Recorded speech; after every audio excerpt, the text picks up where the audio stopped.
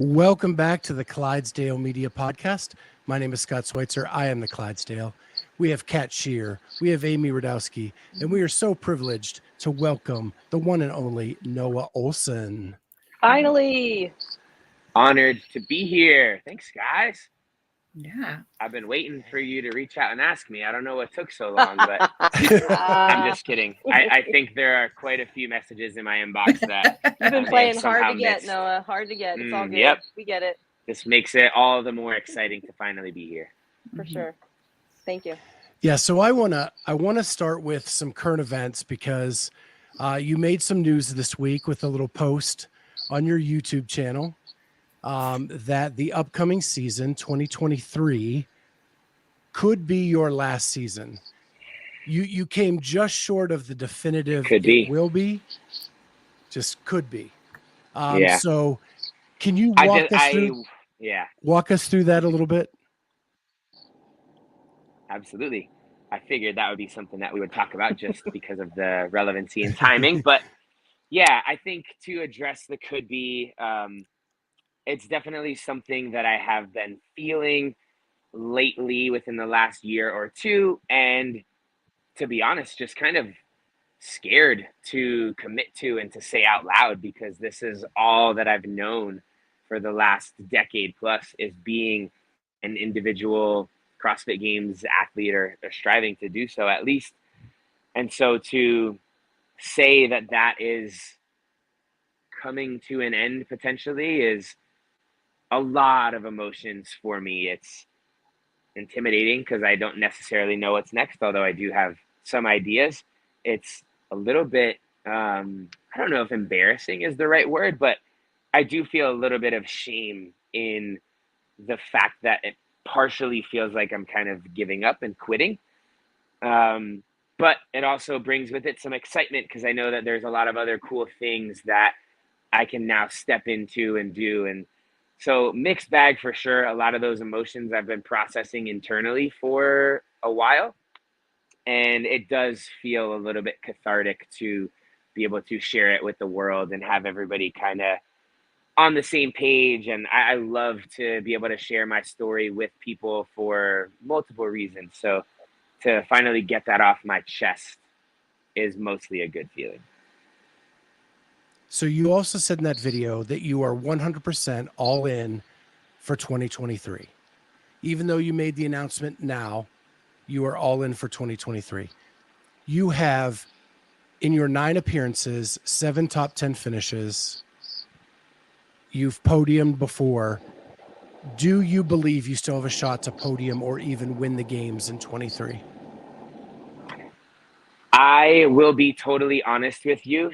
That has been feeling less and less realistic over the last 2 years. And that is one of the major reasons why I think that I finally have kind of started to come to terms with the fact that it does sometimes feel like this hamster wheel of this singular goal that I'm chasing. And I try and fall short year after year after year. At what point am I going to learn from that and maybe move on to pursuing something else? I think that, to go back and give even more context, in 2019, I had my best year ever performance-wise at the games only. Like during the season, it felt like it was probably one of my worst years, and I felt like I was starting to fizzle out a little bit, and maybe it was the beginning of the end. And ironically, I ended up performing really well at the games that year. So that kind of revitalized me, gave me a boost of confidence. 2020, I was obviously riding the high of that, having almost won the games, made the podium, finished in second place. We had that weird year of the pandemic, but because of everything that went down, I was very committed to competing and sticking that out, and had the unique opportunity of going to the ranch and competing in Aromas as one of 5, as everybody knows. I did relatively well there. I think I was proud of my performance, but was painfully close to making the podium again, which for me would have been huge. I feel like that would have really cemented my legacy as like a all-time great contender. Making the podium more than once in my eyes is a big deal. And I was 800 meters away, an 800-meter run away from being able to take third place that year. So that was tough, but I was like fourth place, pretty close to third, getting on the podium again. I'm still in it. Then Matt Frazier announces his retirement. So going into the 2021 season, I was still healthy, still super fired up. Max took Matt Frazier's announcement as, hey, I think we should use this as our year to go all in. If you've ever had a better chance, it's going to be this year. I don't know if I phrased that properly, but never had a better chance than now to potentially win the CrossFit Games. So I decided to move up to Georgia for the 2021 season.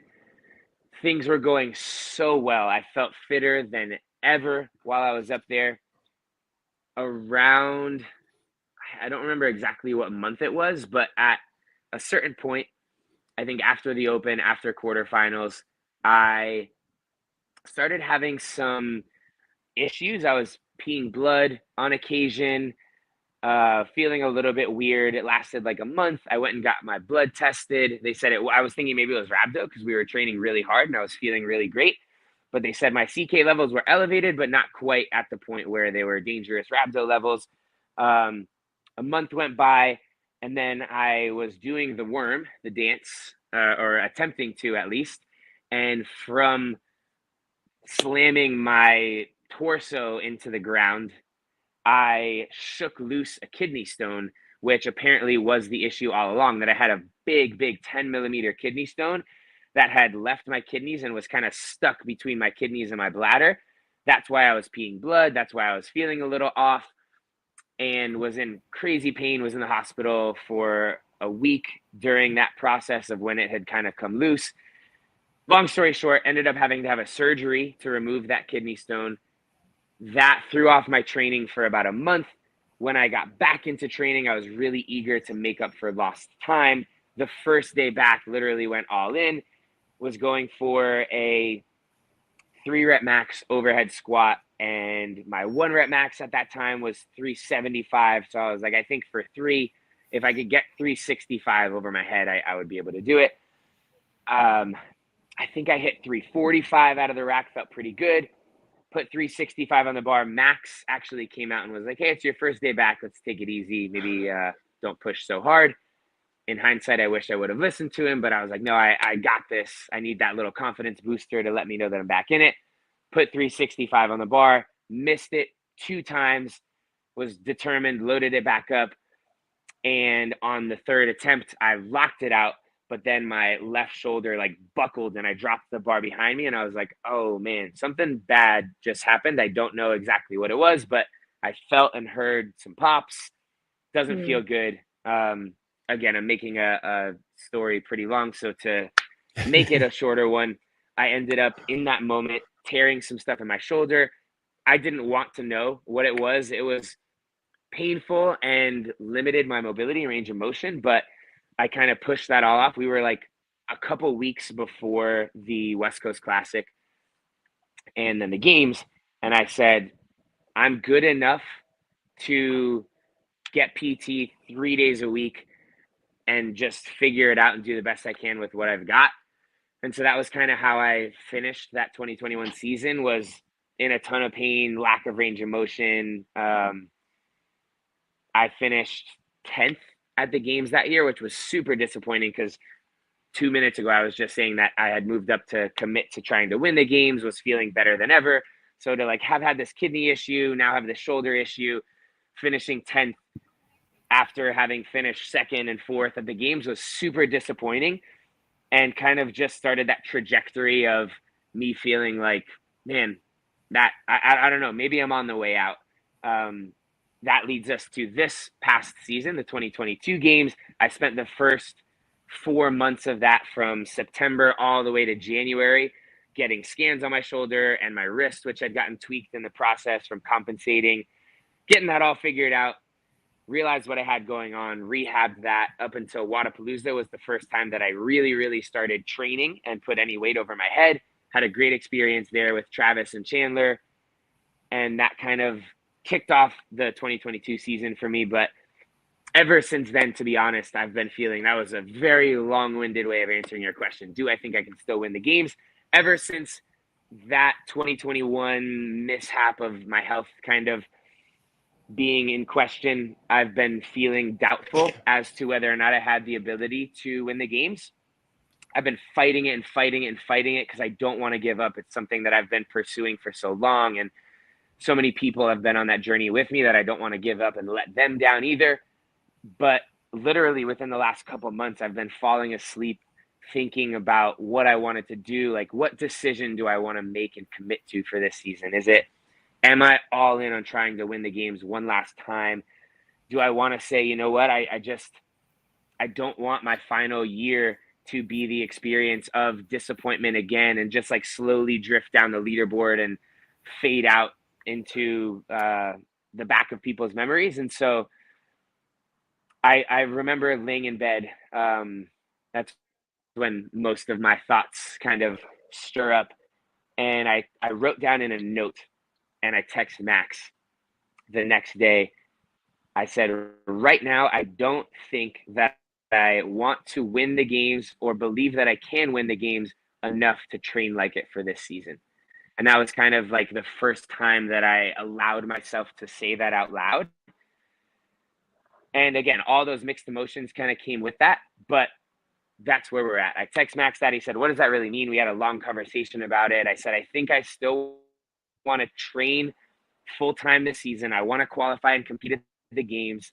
It'll be my 10th consecutive year doing it. I think I want it to be my last season as an individual so I can end it on my terms, transition into going team, but have this final year be a big celebration, you know, like a farewell tour, compete in a bunch of different places, connect with the community, have a blast, train hard and do the best that I can, but I don't want it to be solely about winning and that's it. So that's where I'm at. That was 10 minutes of me rambling. So that was awesome. Appreciate you guys listening only. Yeah. Thank you. No, that's why we do this. We want to highlight you, the athlete, and give you a platform that is safe to say these things. And so I have a couple of follow-ups. The first one is, you did Wodapalooza with Chandler and Travis. Did that show you another side that you could get fired up for?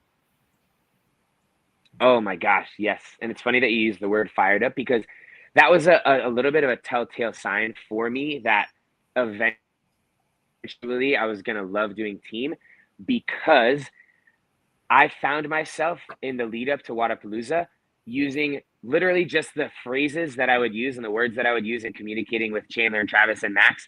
Things like dominate, crush, destroy. Like, I never, ever use aggressive words like that when I talk about competing individually. I don't know why, but there was something about doing it as a team with other people that had me so fired up to try to win for them as well as just myself, that made me realize that I think eventually being on a team is going to be something that's really cool for me. I'll be able to put more passion into doing it because it's not just for me. And our one of our members, Wad Zombie, Nick, he said, damn, that's a lot of pressure to put on yourself. I'm sure everyone around you will be proud of you no matter what. I know I will be. Thanks, Nick. I appreciate that. Yeah. And that to be honest is something that I don't know if it's been helpful or hurtful over the years. Not hurtful, but I think to recognize that no matter how I finish on the leaderboard at the games, that my people that I really care about are going to love me and support me is obviously comforting. I think some people could look at that as like a deterrent from being all in on competing. You know, if you know no matter what you're going to be okay, then maybe you don't go as hard or fully commit to the best performance that you could. But I think at this point, knowing that my legacy can become about more than just the leaderboard is exciting to me. But now it's up to me to figure out what I want it to actually be about. Exactly. And you mentioned, go ahead. And you mentioned in that video too, that your team, if you do team in the following season, it would be with Chandler. Is that something the two of you talked about after Wodapalooza, or something that's developed over the season? Because we know he's had his struggles as well with the asthma and all that happened at Granite Games. Yeah. Chandler actually might be upset at me. I've gone on like a couple platforms recently and said that he was going to be my teammate for 2024. And we've talked about it and he's confirmed, but I never got the confirmation from him that it was okay to start sharing that with the world. So Chan, I'm sorry. I hope you're okay with it. Now it's out there and we got to do it. But Oops. I think after we had such an amazing time at Wodapalooza, Chandler, Travis, and myself were in this like cloud nine state during that weekend and afterwards, where we were like, bro, I love you, bro. This is the best competition experience I've ever had. And it just, for all of us, was so special that we knew we wanted to get more of it eventually whenever it made sense to. And I think the only reason that it ended up being Chandler over Travis was because Travis is fully locked into his family life that he has up in Georgia. He owns a gym. He's got a beautiful home with his wife and 4 kids. So he's got a little bit less freedom to be able to move down to Miami potentially, or wherever we want to make our team home base and commit to pursuing that. And Chandler and I kind of decided together that we would love to do that together. We just need to figure out who our ladies are going to be and the way that we want to approach that season. But both are very committed to only doing it if we know that we have a very good chance of winning. I think we'll have a great time. And as important as having fun is, we're both deep down going to be competitors forever. So I think as much fun as we're going to have training throughout the season, we want badly to get some gold medals around our necks at the end of it and hopefully do that a few times. So I have a few side questions somewhat related. Yeah. You said the other Holler at ladies. me. So I'm curious though, going Could back be to you two. Travis too. Yeah, right? We're We're in. I'm in. When are you getting married? That's a wonderful question. Yes, it is. Yeah, I am hopeful that that's going to happen relatively soon. We are currently, this is also something that I'm not entirely sure that Joann would be comfortable with me sharing, but like I did to Chandler, I'm going to do it to her anyway. We're trying to make it happen for February, I think, of this coming year. So within the next handful of months, another long story that I'll make super short. We got engaged in 2019. Joann was just finishing up PT school, physical therapy school here at UM. And we had the games coming up. So we said, hey, let's wait until you graduate and until the games are over for us to start planning the wedding. As soon as both of those things happened, COVID hit. And so we had a lot of friends that were postponing, canceling, pushing back their weddings. We were like, you know what, let's just wait a little bit longer. And it turned into this 3-year block. And we're at this point just overwaiting, very eager to finally be married. So we're working on that. Hopefully we can have a beautiful, intimate wedding down here in Miami with our family and closest friends and start our family together. And will Max get to be a part of the ceremony? I sure hope so. Yeah. I'm trying to work that in. Maybe I know that my parents back in the day had their golden retriever. His collar had a little thing on it that held the rings. So maybe Max can be the ring bearer or something for us, at least. Maybe the flower boy. That's awesome. I love it. I heard that there is a lovely young lady moving down to Miami to perhaps train with you, and she would be an excellent pick as well if she ever decided to go team. I totally agree. Chandler and I were actually, Chandler and I started making a list of names of potential ladies just to start putting the word out there. Yeah. And I thought about Annika. And the only reason I didn't add her name to the list, and I should probably let her make the choice for herself, but I know that she is passionately pursuing being an individual games athlete. And so I would not want to pull her out of that if that was her primary. Oh, what happened? Well, my gosh, some of the best content we have had on the show. He'll come back. And I'm wondering if his phone overheated. I hope not. Here we go. Oh, Amy came back too. What's happened? Mine just totally shut down. Really? So we lost our boy too. Okay. Well, He'll come back. Yeah, mine did too. Okay. So weird. I was gonna bounce at 11:30. Should I just go now then? Yeah. Or 12:30. Okay. All right. Thank you guys. We're not done. I know. I'm out. So we had a technical glitch that kicked half of you off. Okay, we're back. We're back. We're back. Is everything we're okay? back. We still got everything that we had already spoken about. We are. Beautiful. Yeah. We're still live. Yeah. Kat and I were good the whole time. We just lost half of you. Got it. Well, so you were saying talking Annika was full in on. As far as I know, she's fully pursuing being an individual games athlete, which I think she'll be able to do for many, many years. So I guess it's worth asking her, because maybe she wouldn't mind going to the games and winning teams a couple times in that way. It could be fun. But I would imagine that she probably wants to be an individual first. But we'll see. I think she would be awesome to team up with. And I am excited that she is most likely moving down to Miami. I won't believe it till I see it. We've had a bunch of people over the years say they were coming down to train, but when she's here, I think it'll make for a really awesome environment at Peak. Yeah, we're big. Well, Kyle Landis jumps in and asks about Chandler's wife. And for those people who don't know, she is a very, very fit individual. She is a two-time semifinalist.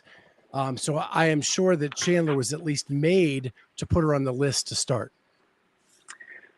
To keep his marriage in place.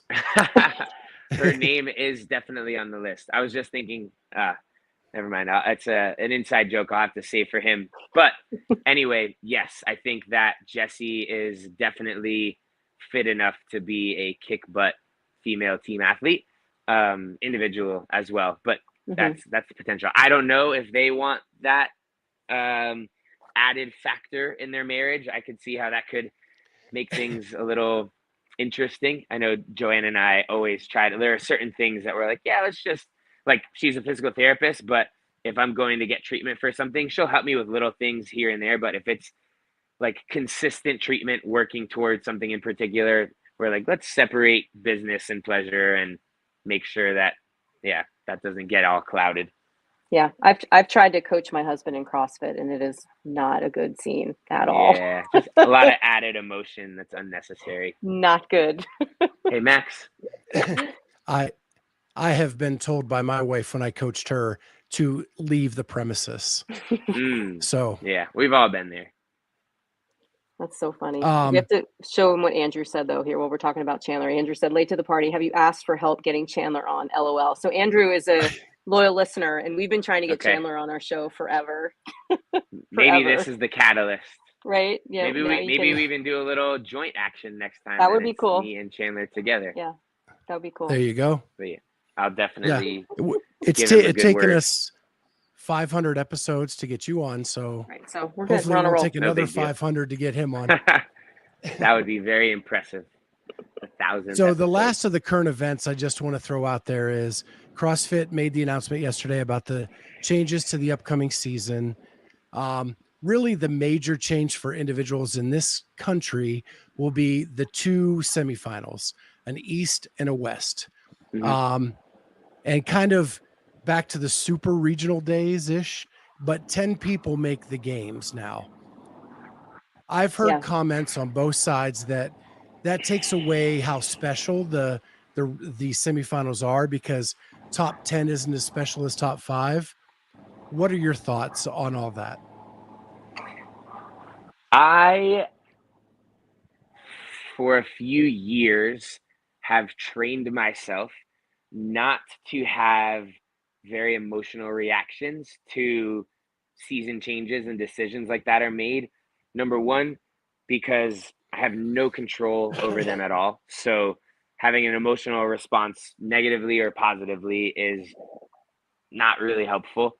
Number two, they happen so often that I don't want those emotional ups and downs. If I start to get really tied to something that I love the format of and they change it, I don't want to have to adjust So anyway, I'm pretty neutral as to those changes in particular. I think, yeah, because no matter what, at the end of the day, I'm going to have to go out there and compete against some of the best athletes in the world. Maybe it'll be a little bit more of them now than it would have been at a smaller semifinal event, but also there will be more spots. So I could see how if it was your first time finishing in like 9th place or 10th place and just making it in would not feel as cool as a 2nd, 3rd, 4th. But I don't know. I really don't have a strong opinion on the changes thus far. I feel like we maybe need to see them play out at least once. And it might actually end up being the first and last time that I participate in that format. So we'll see. So I'm going to move away from current events now. Cool. I want to talk about your rookie season at the games. You came in like a house on fire, right? You wore the leader's jersey that rookie year. You made a name for yourself right off the bat. You then took a couple seasons and had to like rework your thought process, your mindset to what this was about. Do you wish you would have done that sooner, or did you need that journey to get you to where you are today? That's an interesting question. I think, do I wish I had done that sooner? I think it would have been ideal, obviously, if I had gotten it figured out a little quicker. Maybe I could have had some more successful years, but I do think that I probably needed to go through that in order to get it figured out. 2014 was an awesome year in the sense that I qualified for the first time, which was a huge goal of mine since I had started CrossFit back in 2010. It took 3 separate years of doing the open and regionals to finally qualify. And at that point in time, I was satisfied with just being a games athlete one time. Like that was such a big deal to me that I thought if I can get a jersey that says CrossFit Games and my name on it, I'm pumped and can like die a happy man. And as soon as I got to the games, pleasantly surprised myself with being in the lead at one point, which was literally mind-blowing to me while it was happening because I didn't really have that much confidence in myself. All of the guys I was competing against were my idols. Like back in that day, I don't know if it is this way as much as it was, but YouTube, like watching people's YouTubes and CrossFit's YouTube channel of everybody doing the workouts was such a big thing that weekly I was watching Rich Froning on YouTube, Dan Bailey on YouTube, Jason Khalipa on YouTube. And the fact that I was like lining up next to them was blowing my mind. And the fact that I was beating them was blowing my mind even more. So that was a whirlwind of a year. Ended up finishing 8th, which would not have been disappointing if you had told me that at the beginning of the week, but having been in the lead and dropped down to 8th was like, oh man, I wonder if that could have gone better. And then I just had a couple of years of like, now I had these huge expectations that I put on myself, that other people put on me, and I wasn't really living up to them, finishing 8th again. I think I finished in 15th. What year was that? 2016, which was my lowest finish at that point and was kind of disappointing.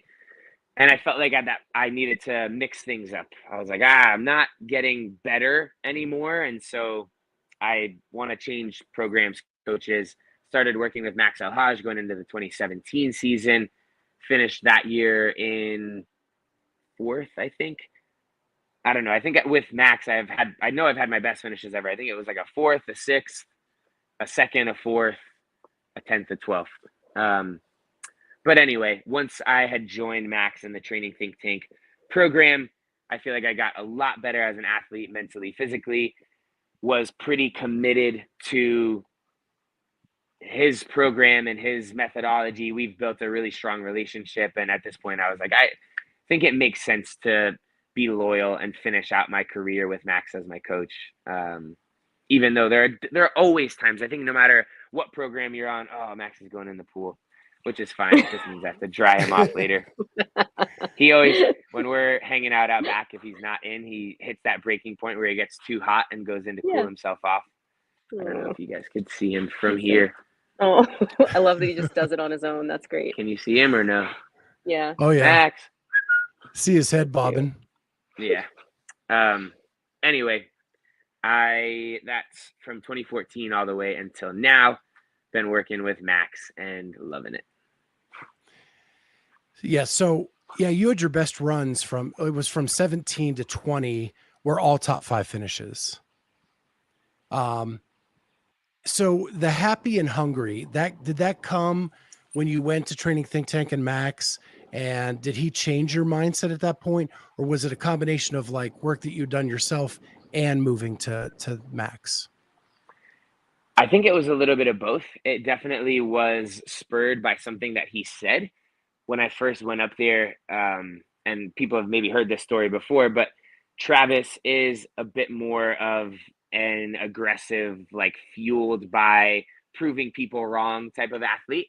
And I am not as much that as I am like enjoying myself and having a good time with other people and having fun in the process of getting better and winning. And Max felt like maybe I should experiment with being able to like go dark and dig deeper using some of that anger as my fuel source. And we had a conversation where I like said that I was willing to try it, but it just didn't feel natural. Like it didn't feel like me. And I said, I'm just a happy person, but I also have a strong desire to win. I'm super hungry still. And that was kind of how that came about. It was literally in that conversation. I said, I'm happy, but I'm hungry. And I was like, oh, that's kind of cool. Maybe happy, but hungry could be my thing. And it still is. So I'm going to be transparent here. When you first came up, I was not a fan of yours because you hated me. You were threatening. You were threatening all my idols, all my heroes. Cause I started in 2011 in CrossFit, and you were taking on the Riches and the Dans and the Joshes and all of that. Yeah. But then watching you in person and the way you deal with the fans and the way that you are so genuine, you won me over. Right. But initially I was not a fan, but then watching you, now I am. So do you ever hear that from people? Because you came up in an era where there were these legends and you were a threat to them. Yeah. And I don't know that it was so much the threat thing. Honestly, I'm willing to admit, because I've gotten over it now, but I think when I first came on the scene in 2014, I said already that I wasn't very confident in my ability to hang with these guys that I viewed as being so much better than myself. And so I tried to convince myself that I was good enough to hang with them. And in doing so, put on this like fake front of like, if I'm the best, I have to believe I'm the best. And if I am trying to convince myself that I'm the best, I have to act like it. And I think that I was probably a little bit cocky and arrogant in maybe some of the things that I said, the way that I acted. And it was all based on insecurity, which I think most of that stuff usually is, right? Like the bully is usually the guy that's the most insecure. And so I was trying to act all cool and tough, which I think rubbed people the wrong way. And it wasn't because I felt cool and tough. It's because I felt the exact opposite. I felt like a little kid amongst these men.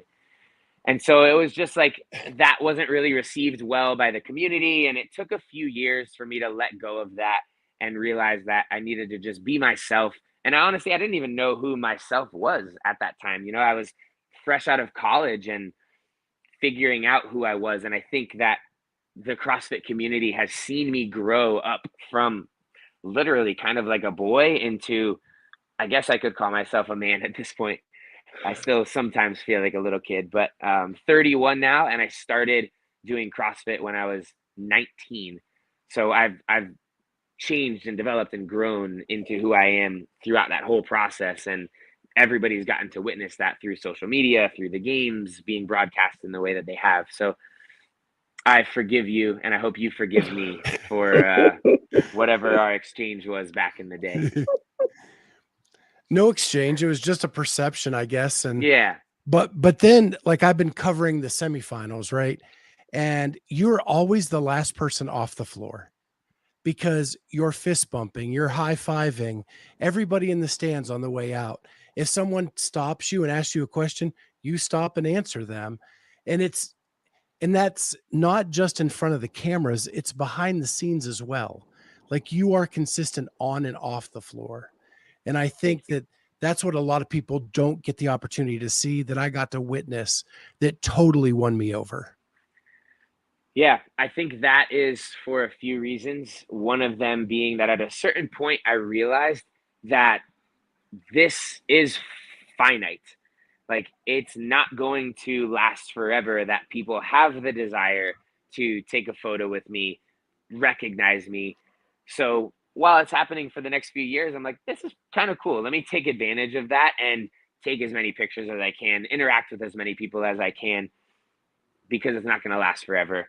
That was one. And then also, like, this maybe feels weird to admit, but selfishly, there is a positive feedback loop where everybody wins, right? I started doing a little bit more of that, and I was like, man, these people are loving the interaction. I feel like this positive emotion after it. I feel like I'm all fueled up. People have this perception, like you said, that's positive. So the more I do that, the more positive feedback I get, the more I want to go and do that. And it's just turned into something that is very natural for me. I enjoy interacting with people, and I appreciate all the love, and I hope people feel like they're getting the love back when they give it to me. You're muted, unfortunately. I'm a professional. There he is. You're going to Rogue here in a couple weeks. You did not make it you weren't there last year. I'm assuming because of the health reasons you discussed earlier in the show. How big of a deal does it feel when you get that invite from Rogue? The cool little metal thing in the mail, and then it's pretty much the premier event outside of the season. Mm-hmm. I think that tells a bit of the story itself, just what you said right there, that outside of the CrossFit Games, it's the biggest competition that there is. I think the CrossFit Games will always be the pinnacle for all of us. Like, I don't know what you could do to shift athletes in our sports focus to something else besides the CrossFit Games. Even if Rogue's prize purse was $1 million for first place, like, I don't know that the prestige of winning the CrossFit Games and being the fittest on earth is going to be able to be beat by anything. So Rogue or any other competition feels like it'll always kind of be like a bonus competition. I don't think that there's anything wrong with that, because for sure it is one of the coolest ones outside of the games. They do it the best. They pay for your flight. They pay for your hotel. You're guaranteed to make money by going out there. The CrossFit Games doesn't even do that. I don't know if people know that, and I don't feel bad sharing that, but when you go to compete at the CrossFit Games, you're paying for your own flight. You're paying for your own hotel, which can be thousands of dollars. And if you come in last place, you're not making any money. So some people are coming out of pocket to compete at the CrossFit Games. And if they're training full-time throughout the year, sure, they have sponsors, hopefully, that are paying for them to be able to do that full-time. But prize money is probably something that they're banking on to help their annual salary. And if you go to the games and are in the red, that's tough. So Rogue does a really good job of that. Like, you can go show up at Rogue, dilly-dally around, take last place, and still come home with at least $5,000 in your pocket and having spent none. It's also got the best athletes. They've got cool equipment. They do great job of programming. So it is a great competition that I'm excited to be going to. You are correct in that I didn't participate last year, even though I had gotten the invite, because my shoulder was torn and I was in the process of figuring that out and rehabbing it. So I am excited to be able to go back this year. You're gonna rock those cowboy boots and hat. That's gonna be fun. I don't know if they're still doing that, but if they are, it'll be my first pair. Yeah, that'd be cool. That'd be really cool. Indeed. I want to ask you about your shoulder, since you brought it up again. And I'm just medically curious. What kind of fancy stuff did you have done to it to help it heal? Did you do like any like PRP or just straight physical therapy? Yeah, none of that. Just straight PT, which is pretty cool. I don't know if I had done PRP or cortisone or whatever the other fancy things that you can do, stem cell. If I had done any of that, if it would healed it quicker or better. that wasn't really recommended to me by anybody. I just went and saw a doctor at UM. I didn't have any connections with like an orthopedic surgeon. So got the scan, found out that I had tears in my labrum and rotator cuff and something else. At this point, so much time has passed that I don't remember. But I got an x-ray of my wrist, which was really bad and honestly still bothers me a little bit. Don't know exactly what's going on there, but the x-ray said that there were no breaks, which is good. But both my wrist and my shoulder, I ended up getting connected to Active Life.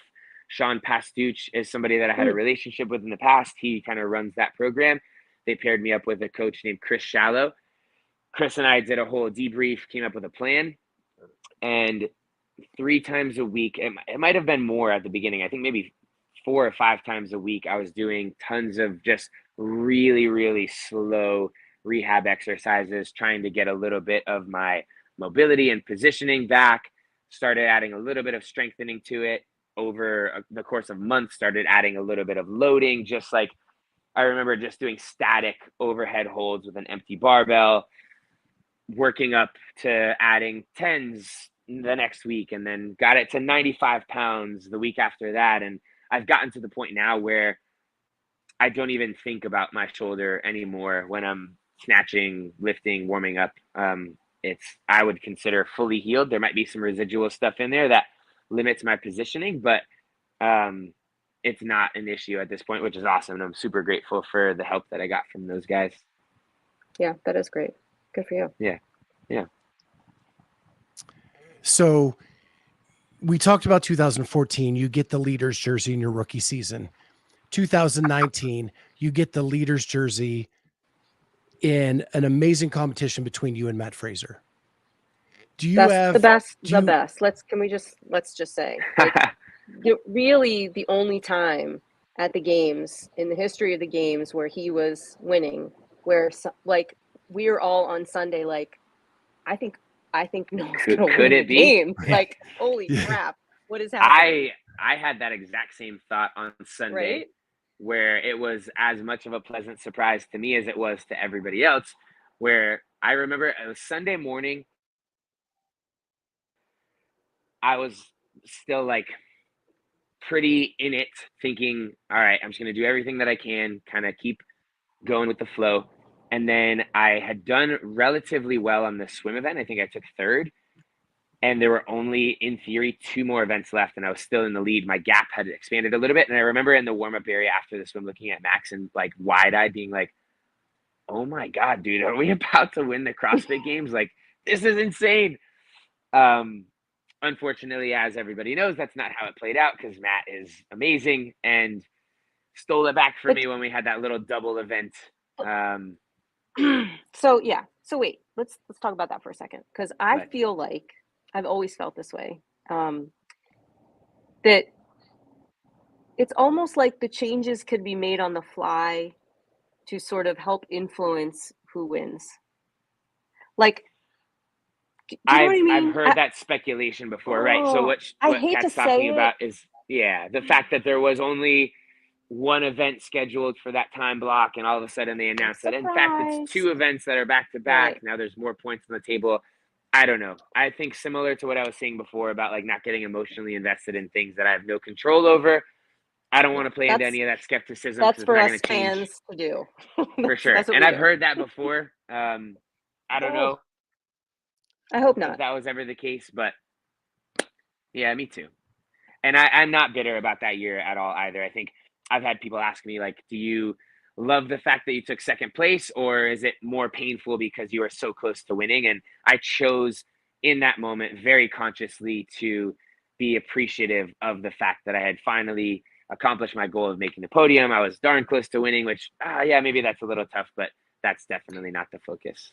Yeah, and you won that event, Mary, which will go down in history as one of the craziest events to be programmed, at the games. Yeah, who does a 20-minute AMRAP, and that was just so fun to watch. Both you and Carrie, made waves on that one. KP. Yeah, we have her on later today, so nice. So it is a merry day today. Back to back. Love that. So Kat is in charge of our conspiracy theories. Yes. I'm more Okay, of a like perfect. straight down the line guy. So from that 2019, you have the medal, you have a leader's jersey. Is there anything on display in your home from that year to signify what you did? Yeah, that's a cool question. I have a couple things. So the first year that I competed at the games, my mom framed the shirt that we got at regionals that said first proven. I think that was what they said back in the day. It was like proven and had a 1 in gold on this black t-shirt. I have that framed, as well as the leader jersey that I got from that year. I probably can't get in trouble for saying this at this point, but when you have the leader jersey, every day for some reason they like take it back from you. And that year, after one of the events, I had taken my shirt off and I threw the leader jersey to my family in the crowd, and my mom caught it. And they came back to me and they were like, "Hey, do you have the leader jersey?" And I was like, "Oh, no, I don't know what happened to it. Somebody must have grabbed it from the competition floor." So they ended up having to make a new one. So anyway, I got to keep that, which I don't know if everybody has been able to over the years. So I have that framed. For that reason, I didn't frame up any of the leader jerseys from 2019. I do have the medal from the games in my closet, which maybe doesn't feel like a cool place to have it, but every day that I open my closet, they're like the bar where you put hangers and clothes. I have all of my medals hanging together in a little clump from regionals, Wodapalooza, Dubai, ECC, the games. So every now and then that I get to see that, it's kind of a cool moment or cool. memory. But no, I'm not like, I definitely don't have the shrine like you've got behind you of my jerseys and photos everywhere. I think Joann would nix that immediately, which is nice because I need to stay level-headed. But I don't know. I think if I had a legit garage gym, I would probably put some of that up as decoration. But we have a carport setup, which I wasn't familiar until we moved into our house. But it's kind of like an open air garage where there's a shed that all the equipment is in, and then a covered area. So there's not really anywhere to hang decorative stuff. Yeah, we got to the see shrine that. happened by When accident, was that? just so you know. Yeah, right. Accident. Yeah. I might have No, I to was gonna send you say we got something to to add see. to it. Yeah, there you go. We got to That's see how it the happened. carport when you did the online portion of 2020, Yep. right? Was that? Well, no, Was that the year? that was Was that? you're thinking of Rogue, I think. When we had Was the it Rogue? Rogue competition online, I did the first workout here at the Oh, house, right. and then we had some That was a connectivity issues, so I had to move that over was a to Peak. cluster. Yeah. Yeah. That was That was our. sorry. Go ahead.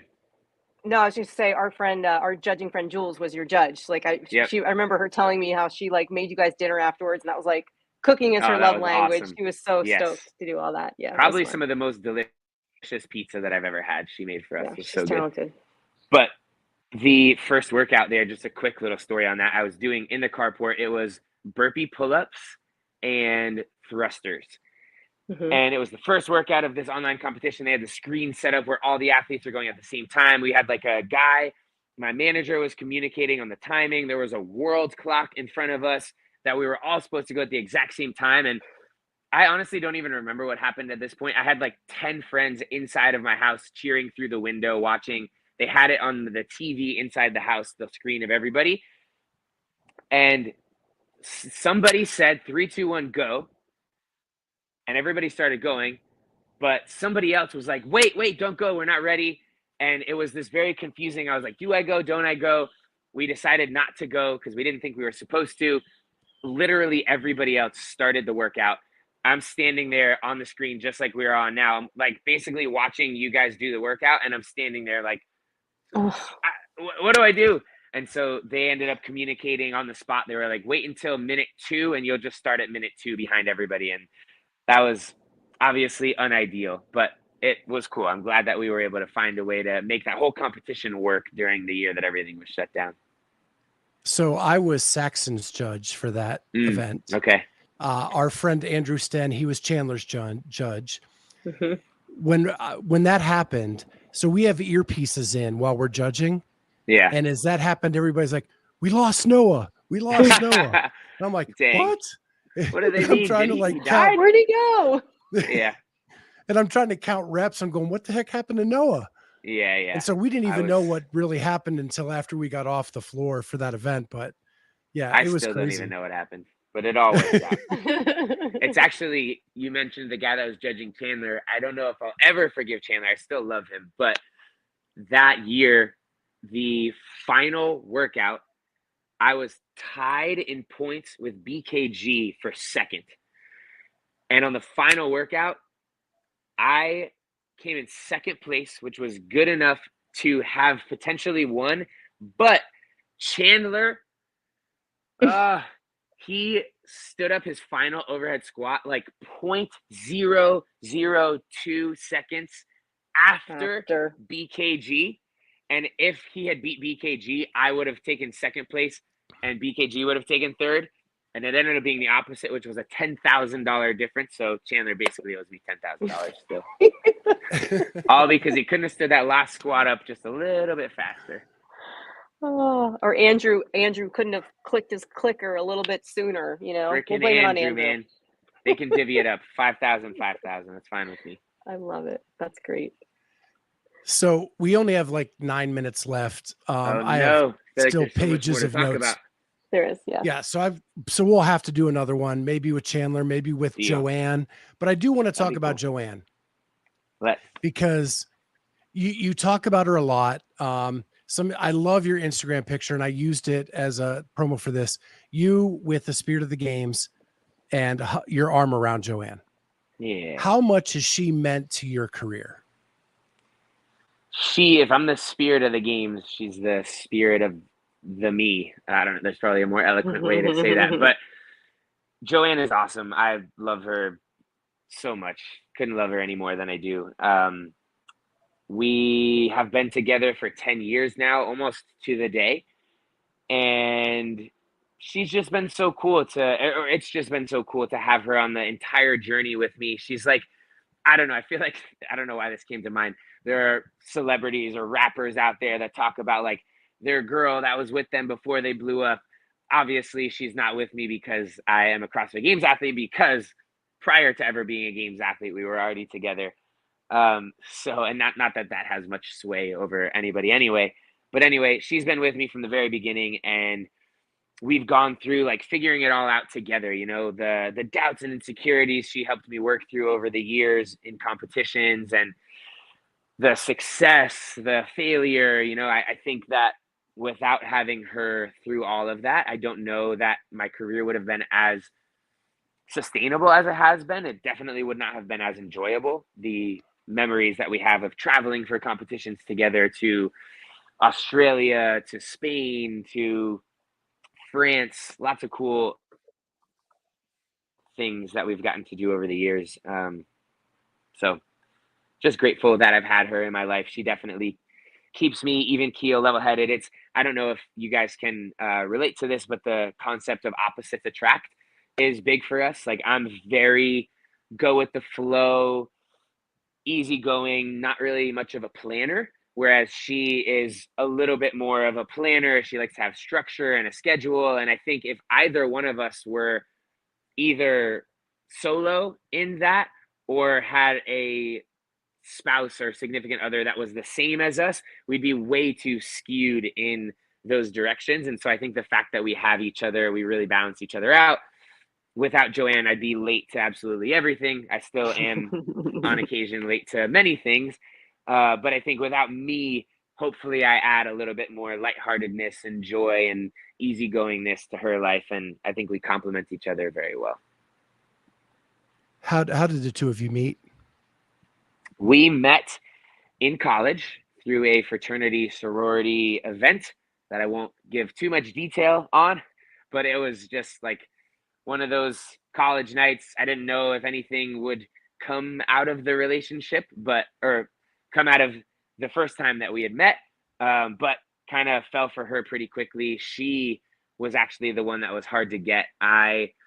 This is a funny story. I asked her to our fraternity's formal by going to the gym late at night to peak, and I set up weights and jump ropes and barbells and things in a way to spell out the word formal ? and I stood up on a ladder and took a picture of it and sent it to her, and she freaking turned me down. She had other plans with somebody else, and so anyway, I had to pursue her pretty hard and be very patient, but I'm glad that I did because it paid off. That is a very common theme with CrossFit athletes, just so you know. Oh yeah, that they had to pursue their significant other much harder than they thought they would have to. interesting. Have you seen this? That's awesome. That's Joann and her mom and our really good friends, Amanda and Diane Saab at the games. I love it. I took that picture. You did? I did. Yeah, that's Beautiful. my picture.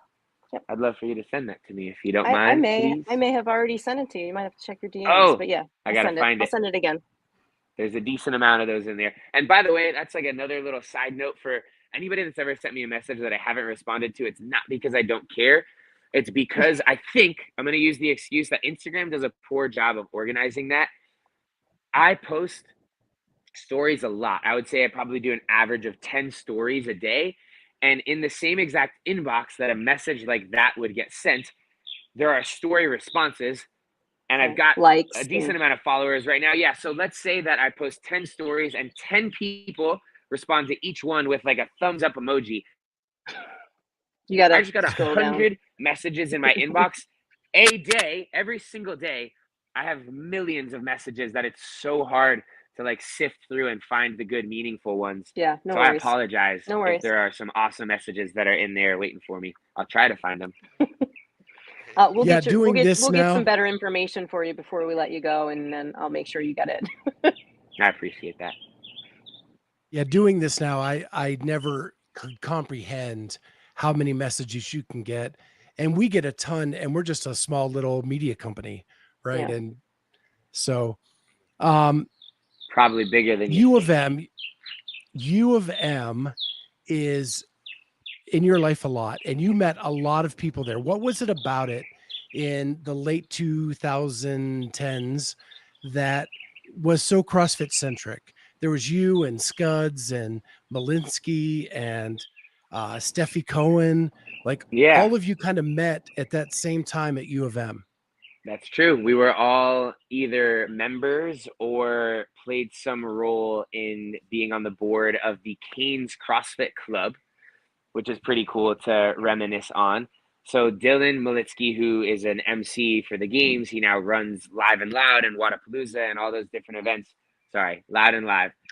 And Dylan and I were best friends. We both started going to Peak together for a while and had this crazy idea to start a CrossFit club on campus. We started that together. Scuds joined, was very awesome, very fast. Steffi Cohen was also a member of the Canes CrossFit Club and was pursuing that until she switched to just weightlifting and then set like every world record in the book.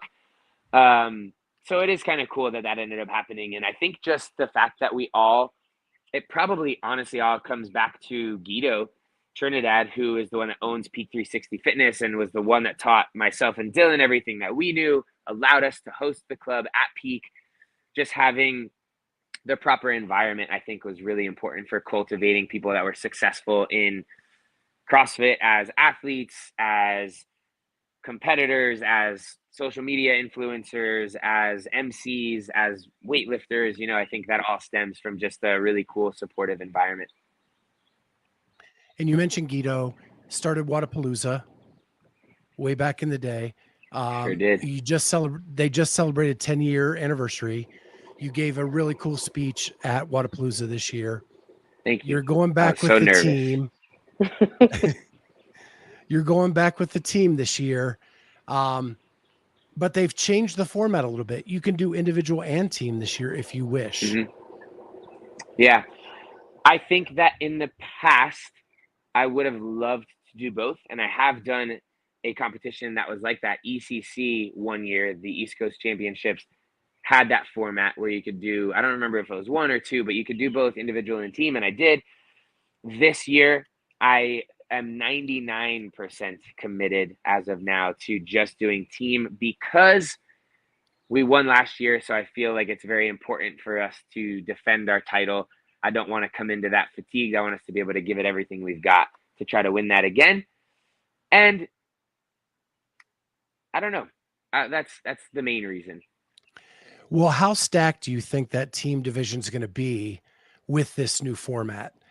I think there's going to be some people coming after you, but you guys were awesome. You were one of the most fun things to watch.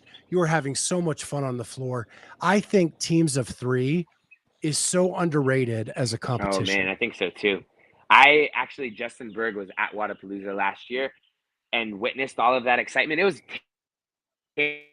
tangible. Like, people were obsessed with that team of 3 thing on the men's and women's side. You could feel the energy there, almost more so than the individuals. Obviously, I'm a little biased there, but I said to Justin, man, I think it would be really, really cool if the games would consider doing that. It's just, there are multiple reasons why I think it would be cool, but he had his reasons as to why that didn't really make sense, at least for the time being. So we'll just get to experience it again at Wodapalooza, and hopefully it's as exciting as it was last year. Well, Noah, we want to respect your time. I know you had a busy day already, so we're so glad that you jumped on with us. Can't wait I'm to glad do that I another did one too. and get through this rest of the stuff. I'm sorry that it took so long, but yeah, we can definitely save that bottom half of your list for the next one. We'll keep chit-chatting. Awesome. And good luck this season if we don't see you. I know we're going to be at Wodapalooza. We're going to have to skip out on Rogue this year, but we're going to have a blast in Miami. I love it down there. Cool. Awesome. Yeah. Can't wait to see you guys there. And stick around for 1 minute after we shut down so we can just get I some will. information from you. Okay. Cool. Thanks. Thanks, guys.